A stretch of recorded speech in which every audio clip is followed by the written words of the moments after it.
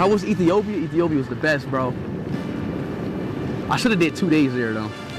ይህ አይሾው ስፒድ በሳራ በራ በነበረው ስትሪም ላይ የተናገረው ነው። ኢትዮጵያ እንዴት ነበረች ተብሎ ለተጠየቀው ጥያቄ ሲመልስ የኢትዮጵያ ምርጡ ቆይታዬ ነው። የሚቆጨኝ ነገር አንድ ቀን ብቻ መቆየቴ ነው። እንደገመትኩት ያበደ ጊዜ ነበረኝ። 2 ቀን መቆየት ነበረብኝ ሲል ገልጾታል። የአይሾው ስፒድ ወደ ኢትዮጵያ መምጣት ሀገራችን በተቀረው ዓለም ያላትን ምስል የቀየረና በተለይም በወጣቶች በኩል የነበረውን ብዥታ እያጠራ የሚገኝ ነው። Holy crap, that looks crazy. Yo, Ethiopia nightlife looks insane, bro. Holy. ከስፒድ ስትሪሚንግ በኋላም እንደ ዲዲጂ አይነት ታዋቂ ራፐርና ስትሪመር ኢትዮጵያ መምጣት እንደሚፈልግ በኤክስ ገጹ ላይ አጋርቷል። ስትሪመር የሆነው ዲዲጂ ወደ ኢትዮጵያም ለመምጣት ዝግጅት ያደረገ እንደም ታዲያ እርሶም እነዚህና ሌሎች ተጽዕኖ ፈጣሪዎች ወደ ሀገራችን እንዲመጡ #ዲዲጂ ኢትዮጵያ እያላችሁ እዚህ ቪዲዮ ላይ ኮሜንት አድርጉ እያልኩ አይሾው ስፒድ በኢትዮጵያ በነበረው ቆይታ የአብዛኞቻችን ጥያቄ የነበረውን ይህ ልጅ ምን ሰርቶ ነው እንደዚህ ታዋቂ የሆነው? በሚሊዮኖች የሚከተሉት ለምንድን ነው? ከሁሉም በላይ ደግሞ ይህ ወጣት በአመት ምን ያህል ዶላር የሚሉ ጥያቄዎችን መልስ ዛሬ በዝርዝር እናያለን። ነገር ግን በመሰረቱ ስትሪሚንግ ማለት ምን ማለት ነው? ቪዲዮ ጌም ሲጫወቱ፣ ሲያወሩ ወይም ልዩ ዝግጅቶችን ሲያቀርቡ በኢንተርኔት አማካኝነት ለአድማጭና ተመልካች በቀጥታ ማድረስ ማለት ነው። ይህ ድሮ ተራ የትርፍ ጊዜ ማሳለፊያ ነበር። ዛሬ ግን ዓለምን የሚያንቀሳቅስ ግዙፍ የቢዝነስና የዝነኝነት መንገድ ሆኗል። በዛሬው ቪዲዮ በገንዘብ በዝናና በተጽዕኖ የዓለማችንን ምርጥ 5 ስትሪመሮች እንመለከታለን። ሰብስክራይብ። 5ኛ ፖኪሜን። ወደ ደረጃ ቁጥር 5 ስንመጣ በአብዛኛው በወንዶች በተሞላው የስትሪሚንግ ዓለም ውስጥ ገብታ ታሪክ የሰራችውን ሴት እናገኛለን።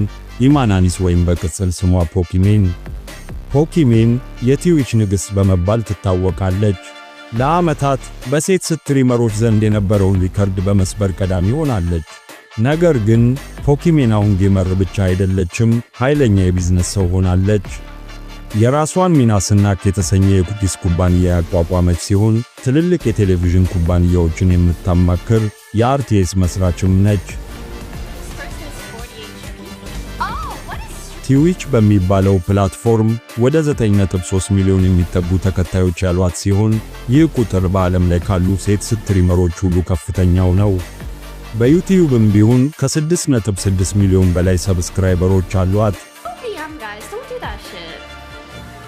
ወደ ሀብቷ ስንመጣ የፖኪሜን የተጣራ ሀብት $25 ሚሊዮን ወይም ከ3.7 ቢሊዮን የኢትዮጵያ ብር በላይ ይገመታል።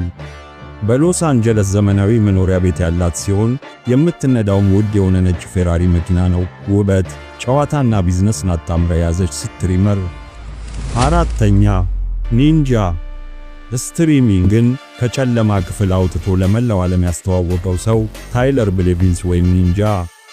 በፎርትናይት ጌም የዓለም ሕዝብን ያሳበደው ኒንጃ ዛሬ ተራ ጌመር ብቻ ሳይሆን ትልቅ የቢዝነስ ሰው ነው። ኒንጃ በትዊች 19.3 ሚሊዮን ተከታዮች ያሉት ሲሆን በዩቲዩብ ደግሞ 23.6 ሚሊዮን ሰብስክራይበሮችን ሰብስቧል። ኒንጃ የዚህ ዝርዝር ቀዳሚ ባለ ሀብት ነው ማለት ይቻላል። የተጣራ ሀብቱ $50 ሚሊዮን ወይም 7.5 ቢሊዮን የኢትዮጵያ ብር ይደርሳል። ማይክሮሶፍት ኩባንያ በአንድ ወቅት ብቻ የከፈለው $30 ሚሊዮን ሕይወቱን ቀይሮታል። በቺካጎ ግዙፍ መኖሪያ ቤት የገዛ ሲሆን ቤቱ ውስጥ የግል ጂም፣ ሲኒማ ቤትና $100,000 የወጣበት እጅግ ዘመናዊ ስቱዲዮ አለው። 3ኛ ኢባይ ያኖዝ። ወደ ደረጃ ቁጥር 3 ስንመጣ ስትሪሚንግን ወደ ትልቅ የቴሌቪዥን ሾው የለወጠውን ሰው እናገኛለን። ኢባይ ያኖዝ። ይህ ስፓኒሽ ስትሪመር ኮምፒውተር ፊት ተቀምጦ ከመጫወት አልፎ የራሱን ኪንግ ሊግ የተሰኘ የእግር ኳስ ሊግ የመሰረተ ባለ ራዕይ ነው። ኢባይ በትዊች ወደ 20 ሚሊዮን የሚጠጉ እንዲሁም በዩቲዩብ ደግሞ ከ15 ሚሊዮን በላይ ተከታዮች አሉት። የግል ሀብቱ $16 ሚሊዮን ቢገመትም የንግድ ድርጅቶች ዋጋ ግን በመቶ ሚሊዮኖች ይቆጠራል። በባርሴሎና ትልቅ ቪላ ውስጥ የሚኖረው የስትሪመር የእሱ ትልቁ ሀብት እንደ ሊዮኔል ሜሲ እና ጄራርድ ፒኬ ያሉ የዓለማችን ምርጥ እግር ኳስ ተጫዋቾች የቅርብ ጓደኞቹ መሆናቸው ነው። ለኢባይ ስትሪሚንግ ማለት ጌም ብቻ ሳይሆን ትልቅ ኢንተርቴይንመንት ነው። ሁለተኛ ሃይ ሾው ስፒድ። በሁለተኛ ደረጃ የምናገኘው ስትሪመር በኢትዮጵያውያን ዘንድ ለየት ያለ ቦታ አለው። ምክንያቱም ደግሞ ሀገራችንን በመጎብኘት እንዲሁም ለመላው ዓለም በማስተዋወቅ ምናልባትም ትልቁ ስትሪመር ነው። በኢትዮጵያ በነበረው ቆይታም እጅግ የተዋጣለት ስትሪሚንግ ያከናወነ ሲሆን ከ280 ሺህ በላይ ሰዎች ዩቲዩብ ላይ የነበረውን የቀጥታ ስርጭት በመከታተል የቀዳሚነቱን ደረጃ ይወስዳል።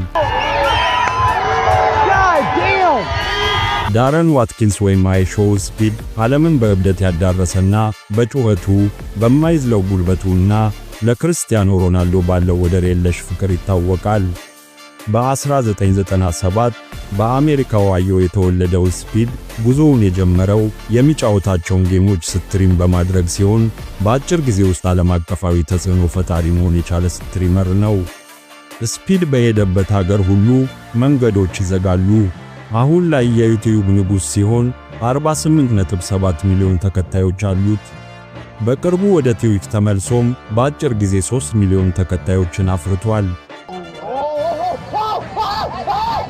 ሀብቱ ከ35 እስከ 40 ሚሊዮን ዶላር ወይም በኢትዮጵያ ብር ሲመነዘር 6 ቢሊዮን ብር ገደማ እንደሚሆን ይገመታል። በኦሃዮ ውስጥ 10 ሚሊዮን ዶላር የሚያወጣ ግዙፍ ቤት የገዛ ሲሆን በግቢው ውስጥ የራሱ የቅርጫት ኳስ ሜዳ አለው። ስፒድ ያሻውን ለማድረግ ወደ ኋላ አይልም። የሮናልዶ ምስል የተለጠፈበት ልዩ ላምቦርጊኒ ይነዳል። ለዓለም አቀፍ ጉዞዎቹም ብዙ ጊዜ ግል ጄቶችን ይጠቀማል። አንደኛ ካይ ሴናት። በመጨረሻም በአንደኛ ደረጃ የምናገኘው የ25 ዓመቱ አሜሪካዊ ስትሪመር ካይ ሴናት ነው። ካይ የገዛ ክፍሉን ወደ ትልቅ የሆሊውድ መድረክ ቀይሮታል። እንደ ኬቪን ሃርት፣ ኒኪ ሚናጅ፣ ድሬክ፣ ሌብሮን ጄምስ እና ታይላ ያሉ ታዋቂ ሰዎችን በክፍሉ ውስጥ እያመጣ ኢንተርኔትን ያጨናንቃል። በኃይል የተሞሉ ስትሪሞችን በትዊችና የቀለድ ይዘት ያላቸውን ሥራዎች በዩቲዩብ በማጋራት የሚታወቀው ካይ በትዊች ፕላትፎርም 20.1 ሚሊዮን ተከታዮችን በማግኘት የአንደኝነትን ዙፋን ተቆናጥጧል። በዩቲዩብም ቢሆን ከ10 ሚሊዮን በላይ ሰብስክራይበሮች አሉት። የካይ ሀብት በአጭር ጊዜ ውስጥ 35 ሚሊዮን ዶላር ደርሷል። ታዲያ የሚገርመው ምንድነው ካሉ ላይፍ ስታይሉ ነው። ቀይ ቀለም የተቀቡ እንደ ላምቦርጊኒና መርሴዲስ ያሉ ውድ መኪኖች አሉት። በተጨማሪም በአትላንታ በሚገኝ እጅግ ውድ ፔንትሃውስ ውስጥ ይኖራል። አንገቱ ላይ የሚያደርገው የዳይመንድ ሐብል ብቻ $200,000 ወይም ከ20 ሚሊዮን ብር በላይ ያወጣል። ለአብነት እነዚህን አነሳን እንጂ እንደ ኤክስኪውሲ፣ አውሮፕላንና ኤልሩቢየስ ያሉ ስትሪመሮች በተለይም በትዊች ከፍተኛ ተከታይ ያላቸው ተጽዕኖ ፈጣሪዎች ናቸው። እነዚህ ወጣቶች የመዝናኛው ዓለም ከቴሌቪዥን ወደ ዲጂታል ስክሪን መቀየሩን በተግባር ያረጋገጡ ናቸው። ታዲያ አሁን ላይ ስኬታቸውን ተመለከትን እንጂ እዚህ ለመድረስ ብዙ ሰዓታትን በየቀኑ ለብዙ ዓመታት ያለማቋረጥ ሰርተዋል። ታዲያ ለእርሶስ የቀዳሚነት ደረጃውን የሚወስደው ስትሪመር ማን ነው? ሐሳብዎን ኮሜንት አድርጉ። ይህን ቪዲዮ ከወደዳችሁት ላይክ እና ሼር ማድረግ እንዳትረሱ እያልኩ በተጨማሪም እንደዚህ አይነት አዝናኝ ቪዲዮዎች እንዲደርሷችሁ ሰብስክራይብ በማድረግ ቤተሰባችንን ተቀላቀሉ። ሰናይ ጊዜ። Is that green apple?